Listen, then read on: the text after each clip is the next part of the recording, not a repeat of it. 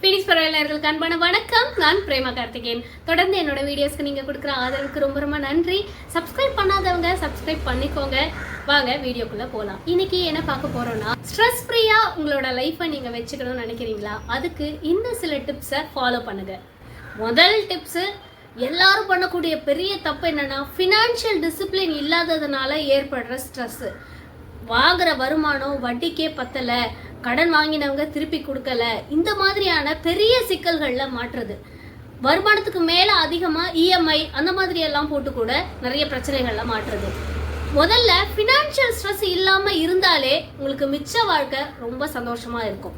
அதுக்கு நீங்க பண்ணக்கூடிய ஒரு விஷயம், அளவுக்கு அதிகமா கடன் கொடுக்கவும் கூடாது, வாங்கவும் கூடாது. அளவுக்கு அதிகமான என்ன? இப்போ ஒருத்தவங்க யாரோ உங்ககிட்ட ரொம்ப க்ளோஸ் பழக்கம், ரொம்ப நெருங்கினவங்க, நான் கடனே கொடுக்க கூடாதுன்னு சொல்லலை. கடன் கொடுங்க, தாராளமாக கொடுங்க. ஏன்னா நமக்கு ஒரு அவசரம்னாலும் கடன் நம்ம கேட்போம். அதனால கடன் கொடுக்கறதுலயும் தப்பு இல்லை. ஆனால் எவ்வளோ கடன் கொடுக்கணும் அப்படின்றது தான் இங்க விஷயமே. உங்களதுல எவ்வளோ முடியும், அதாவது எவ்வளோ முடியும்னாலும் நம்ம கொடுக்கலாம். ஆனா எவ்வளோ கடன் உங்களால முடியும் அப்படின்னா என்ன மீனிங் தெரியுமா? அந்த பணம் திரும்பியே வராது அப்படின்னு நினைச்சுதான் நீங்க கடன் கொடுக்கணும். ஏன்னா வாங்குறவங்களோட சூழ்நிலை எப்படி வேணாலும் என்னைக்கு வேணாலும் மாறலாம். நல்லா இன்னைக்கு பேசிதான் வாங்குவாங்க. ஆனா திருப்பி கொடுக்கும்போது உண்மையிலேயே நிறைய பேருக்கு கடன் வாங்கும்போது இருக்கிற உணர்வு திருப்பி கொடுக்கணும்னு நினைக்கும் போது இருக்கிறதே இல்லை. அதனால அவங்க கொடுக்கறதே இல்லை. அதுவே நீங்க ஒரு 2000 ரூபாய் தான் ஒருத்தவங்களுக்கு என்னால கொடுக்க முடியும், அதாவது அந்த 2000 ரூபாய் எனக்கு திரும்பி வரலன்னாலும் பரவாயில்ல, இதுதான் கொடுக்க முடிஞ்ச அளவு. அது 10,000 இருக்கலாம், 15,000 இருக்கலாம், 50,000 ரூபாய் இருக்கலாம், 1,00,000 ரூபாய். அது உங்களோட கெப்பாசிட்டியை பொறுத்து. நீங்க யாருக்கு கொடுக்கணும்னு நினைக்கிறீங்களோ அவங்க உங்களுக்கு முன்னாடி நிறைய உதவி செஞ்சிருக்கலாம். அதனால இப்ப நீங்க அவங்களுக்கு தரணும்னு நினைக்கலாம். இல்ல ஏதோ ஒரு உறவு, ஏதோ ஒரு நட்பு, பரவாயில்லப்பா அவன் 50,000 ரூபாய் திருப்பியே தரலனாலும் பரவாயில்ல, இப்படி நீங்க கொடுக்குற பணம் திரும்பியே வரலன்னாலும் பரவாயில்ல அப்படின்னு நினைச்சா எந்த தொகையை நீங்க கொடுக்குறீங்களோ அதை மட்டும்தான் நீங்க கொடுக்கணும்.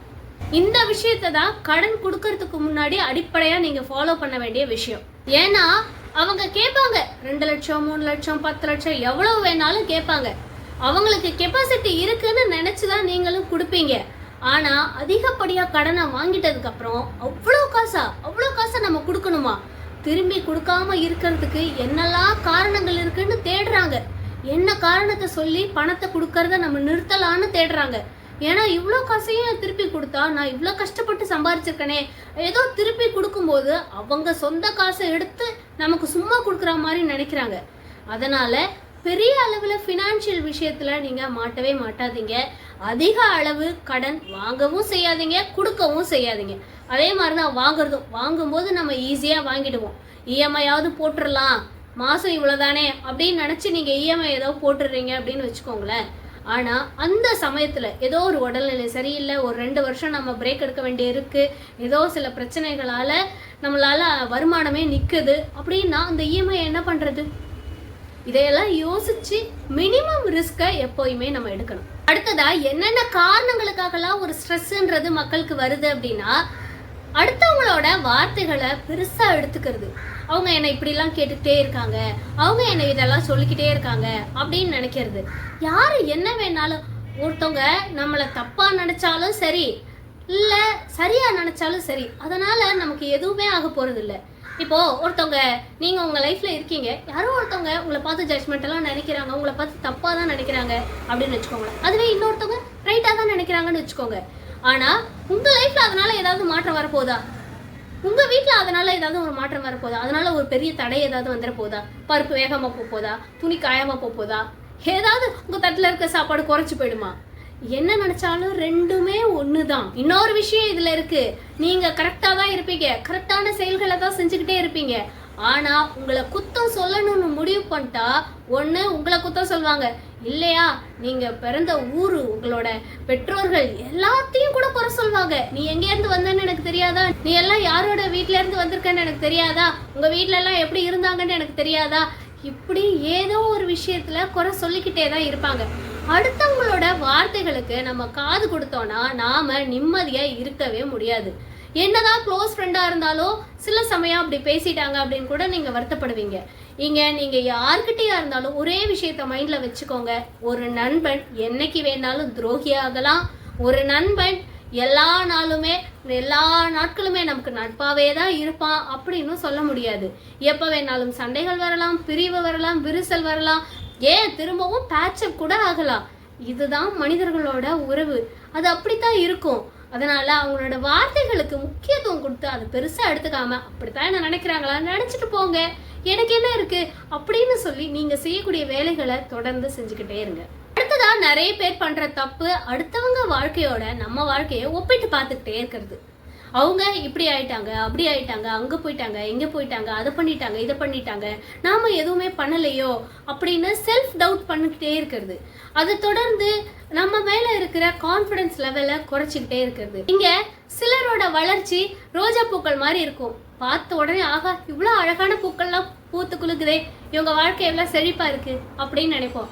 ஆனா சிலரோட வாழ்க்கை உருளைக்கிழங்கு மாதிரி இருக்கும். என்னது அது? அதாவது மண்ணுக்கு அடியில தான் அதோட வளர்ச்சி இருக்கும். நீங்க வளர்றது உங்க அடுத்தவங்களுக்கு தெரியாமையே இருக்கும். எக்ஸ்போஸ் பண்ணணும்ன்ற அவசியமே இல்லை இல்லையா? உங்களோட ரூட் ரொம்ப ஸ்ட்ராங்கா இருக்கும். நீங்க இன்பில்ட்டாவே அதிகமா வளர்ச்சி ஆயிட்டு தான் இருப்பீங்க. ஆனா அவங்க சின்ன சின்ன வளர்ச்சிகளை கூட ரொம்ப எக்ஸ்போஸ் பண்ணி காட்டுறவங்களா இருப்பாங்க, ஷோ ஆஃப் பண்றவங்களா இருப்பாங்க.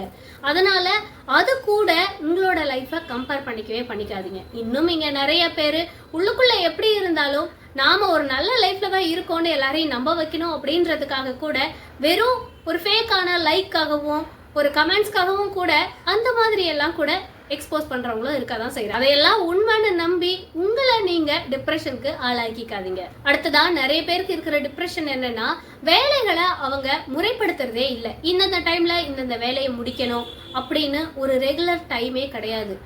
அந்த டைமிங்க நீங்க ஒழுங்குபடுத்தணும். என்னென்ன டைம்ல எந்தெந்த வேலையை முடிக்கணும், இன்னைக்கு என்னென்ன வேலைகள்லாம் இருக்கு, அதுல முதல்ல எந்த வேலையை செய்யணும், பின்னாடி எந்த வேலையை செஞ்சுக்கிட்டா பிரச்சனை இல்லை அப்படின்றதெல்லாம் நீங்க அழகா நீங்க டைம் டேபிள் போட்ட மாதிரி வச்சுக்கணும். இதுக்கிடையில நிறைய பேர் பண்ற தப்பு என்னன்னா, கொஞ்ச நேரம் ரெஸ்ட் எடுக்கலாம், ரிலாக்ஸ் பண்ணலாம் அப்படின்றது.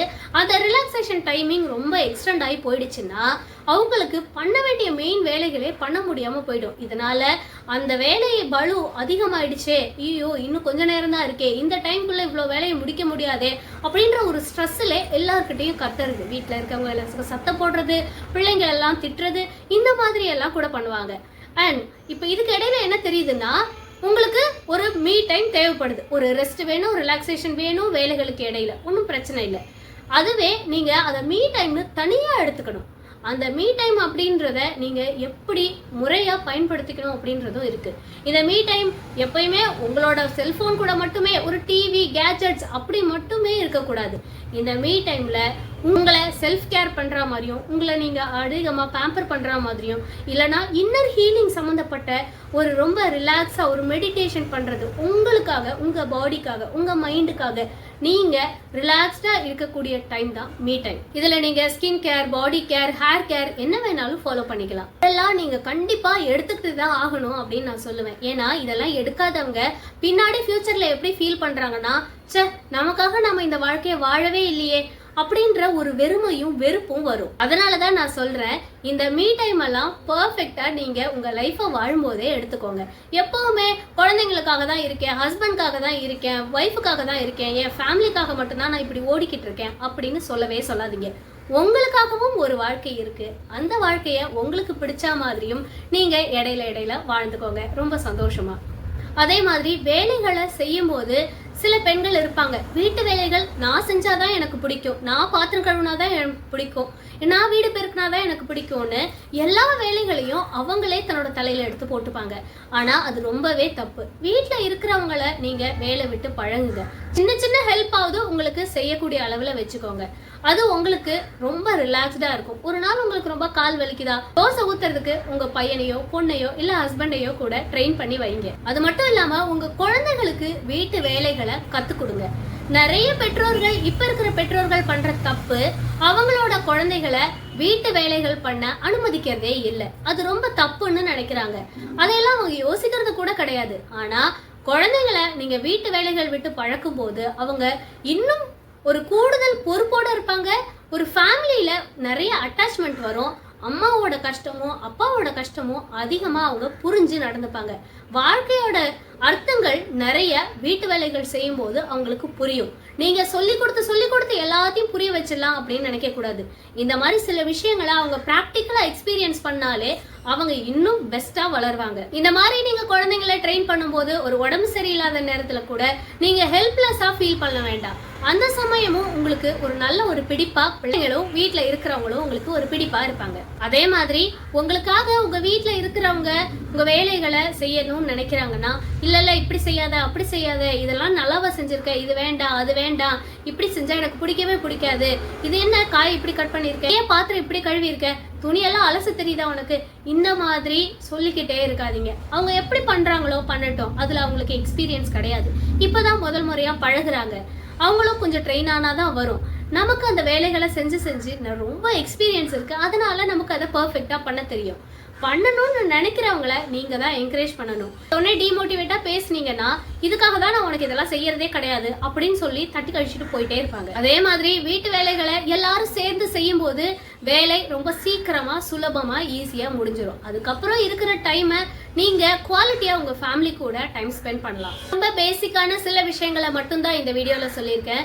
இன்னும் பெரிய பெரிய விஷயங்கள் உங்களுக்கு ஸ்ட்ரெஸ் நீங்க ஃபீல் பண்ணலாம். அப்படி என்னெல்லாம் இருக்கு அப்படின்றத நீங்க கமெண்ட்ஸ்ல சொல்லுங்க. ஃபியூச்சர் வீடியோல அதுக்கெல்லாம் என்ன சொல்யூஷன் அப்படின்றத பார்க்கலாம்.